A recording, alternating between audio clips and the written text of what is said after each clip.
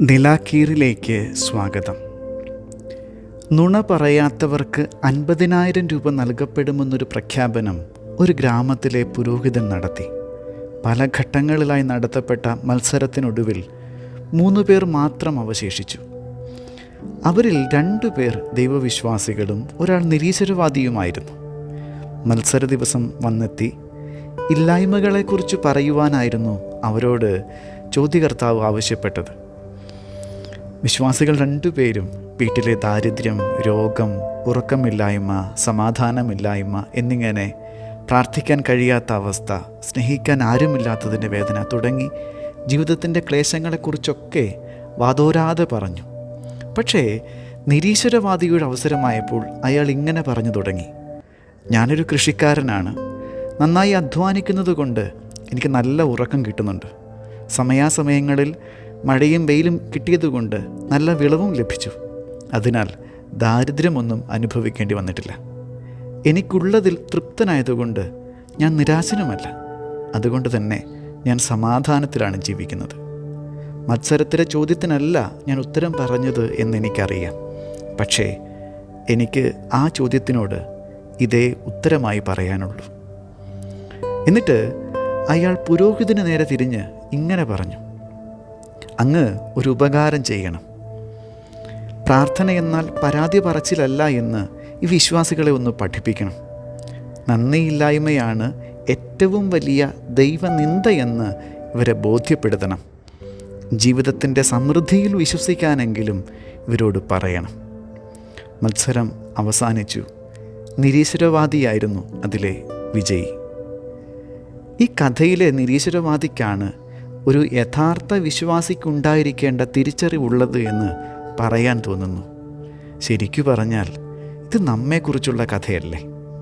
നമ്മുടെ പ്രാർത്ഥനകൾ പൊതുവെ ഇല്ലായ്മകളെക്കുറിച്ചുള്ള ഒരു പരാതി പറച്ചിലാണല്ലോ. നൽകപ്പെട്ടതിനെക്കുറിച്ച്, നമുക്കുള്ളതിനെക്കുറിച്ച് നമ്മൾ തൃപ്തരല്ലല്ലോ. ശരിക്കു പറഞ്ഞാൽ സ്ത്രീധനമായി കാര്യമായൊന്നും തരാതിരുന്നത് കൊണ്ട് എന്തെങ്കിലുമൊക്കെ വാങ്ങിക്കൊണ്ടുവരാൻ ഭാര്യയെ വീട്ടിലേക്ക് പറഞ്ഞയക്കുന്ന ഭർത്താവിൻ്റെ മനോഭാവത്തോടു കൂടെയല്ലേ നമ്മൾ പ്രാർത്ഥിക്കാനിരിക്കുന്നത്. ചോദിച്ചത് കിട്ടാതെ വരുമ്പോൾ പ്രാർത്ഥനയ്ക്കൊടുവിൽ നമുക്ക് ദൈവത്തോട് ദേഷ്യം പോലും തോന്നാറുണ്ട്. കാരണം നമുക്ക് അവകാശപ്പെട്ടതും അത്യാവശ്യമുള്ളതുമായ പലതും നമുക്ക് ദൈവം നൽകിയിട്ടില്ല എന്നതാണ് നമ്മുടെ ധാരണ. അതുകൊണ്ട് തന്നെ ജീവിതത്തിൻ്റെ പല നേരങ്ങളിലും ഇതുകൊണ്ട് എന്താവാനാണ് എന്നൊരു ചോദ്യം നാം ചോദിച്ചുകൊണ്ടേയിരിക്കുന്നുണ്ട്. എന്താണെങ്കിലും ഇങ്ങനെ ഒരു ചോദ്യം ചോദിക്കുന്നവർ നമ്മൾ മാത്രമല്ല. സുവിശേഷത്തിലും അത്തരമൊരു ചിത്രമുണ്ട്.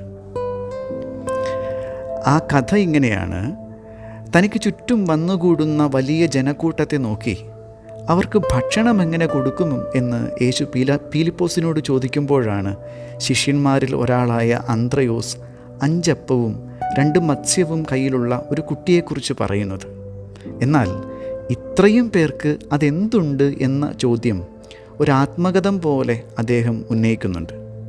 പക്ഷേ യേശു ആ അപ്പവും മീനും ഉപയോഗിച്ച് 5000-ലധികം വരുന്ന പുരുഷാരത്തെ ഊട്ടിയെന്നു മാത്രമല്ല 12 കുട്ട നിറയെ കഷണങ്ങൾ ബാക്കിയാവും വിധം ശേഖരിക്കുകയും ചെയ്തു.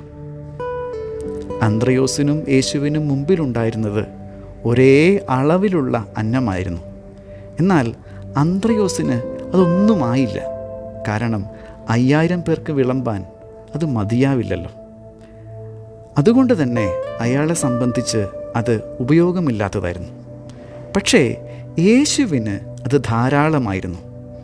ഉള്ളതിനെ വിലമതിക്കാൻ കഴിയുമ്പോൾ സമൃദ്ധിയുടെ അതിശയം അതിനോട് ചേർത്തു വയ്ക്കപ്പെടും. എന്നാൽ നൽകപ്പെട്ടതിനെക്കുറിച്ച് തൃപ്തി അനുഭവിക്കാൻ കഴിയാത്തൊരാൾക്ക് ഉള്ളതൊക്കെയും ഇല്ലാത്തതിന് സമമായിരിക്കും. അല്പം കൊണ്ട് ഒരു പ്രയോജനവുമില്ല എന്നൊരു ചിന്ത നമ്മെ ആകെ വഴി നടത്തുന്നുണ്ട് എന്ന് തോന്നുന്നു. ശരിക്കും ചെറുതുകളുടെ സാധ്യതയെ അവഗണിക്കുന്നു എന്നൊരു വൈകല്യം നമുക്കൊക്കെയുമുണ്ട്.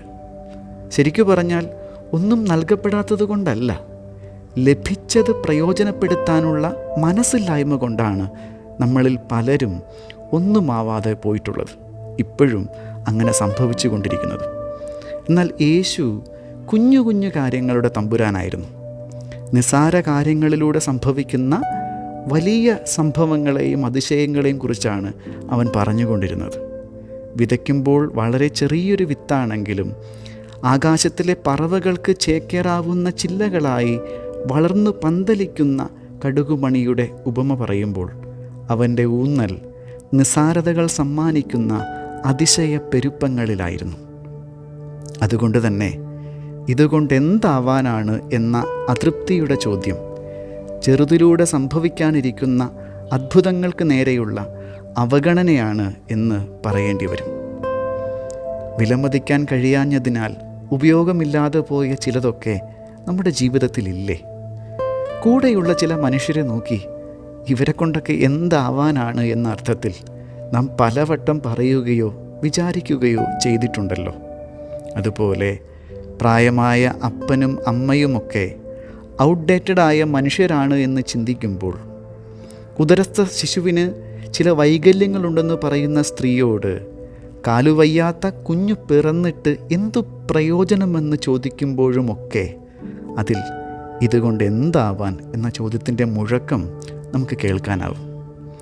ഒന്ന് ആലോചിച്ച് നോക്കിയാൽ ഈ ചോദ്യം ജീവിതത്തിൽ നാം നിരന്തരം ചോദിക്കുന്നുണ്ട്.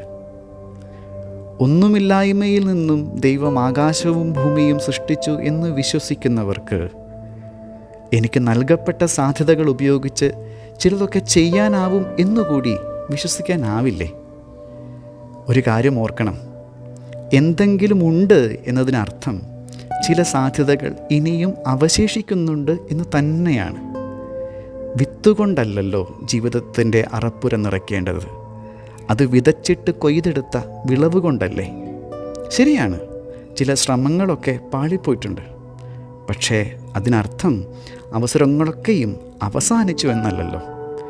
എന്നെക്കൊണ്ട് ഇതേ പറ്റൂവെന്ന് ഉറപ്പിക്കേണ്ട. നൽകപ്പെട്ടത് എത്ര നിസ്സാരമായതാകട്ടെ, അതിനെ വിലമതിക്കുക, അതിനെ ഓർത്ത് നന്ദി പറയുക. അതിലൂടെ സംഭവിക്കുന്ന അതിശയങ്ങളെ ദൈവത്തോടൊപ്പം ഇരുന്ന് സ്വപ്നം കാണുക. അത് സംഭവിക്കും. പ്രാർത്ഥിക്കാം. ദൈവമേ, എനിക്ക് നൽകപ്പെട്ട സാധ്യതകളെ വിലമതിക്കാനും അവയെ അതിശയങ്ങളാക്കി മാറ്റാനും എനിക്ക് ഇടവരണമേ. ആമേൻ. സ്തുതിയായിരിക്കട്ടെ.